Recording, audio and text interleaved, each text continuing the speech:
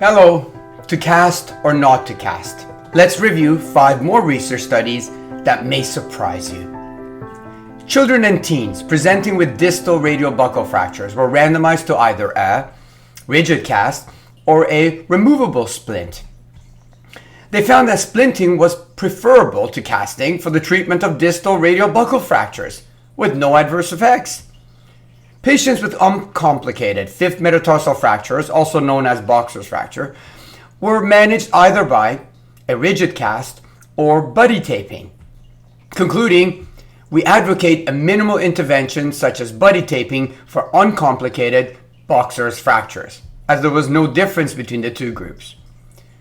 One RCT supported the benefits of early mobilization for impacted non-operatively treated proximal humeral fractures. Again, the instruction was move as tolerated.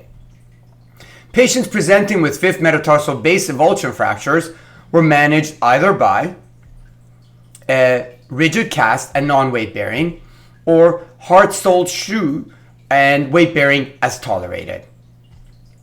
Patients' reported satisfaction was similar between both groups, but the time to return to pre-injury activity was shorter in the hard-soled shoe group, where they were allowed to actually weight bear as tolerated. Another study on fifth metatarsal avulsion compared outcomes using either below-knee walking cast or an air cast walking boot. They found that the walking boot was better treatment than a short leg cast for avulsion fractures of the base of the fifth metatarsal.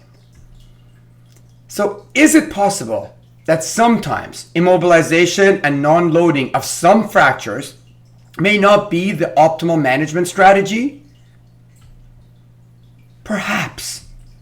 Allow me to end with once again stating that fracture healing is a complex physiological process. Therefore, I'm in no way providing any specific medical advice.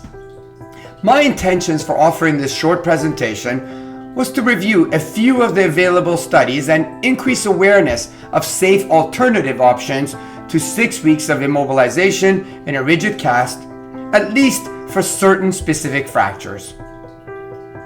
Always consult and follow the recommendations of your trusted physician and an orthopedic specialist at a fracture clinic. Thank you. You can access all other online APTI courses on embodiaacademy.com or on apti.ca.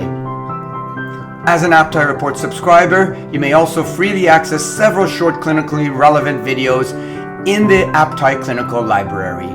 Thank you for subscribing to the APTI Reports. I look forward to seeing you at future courses.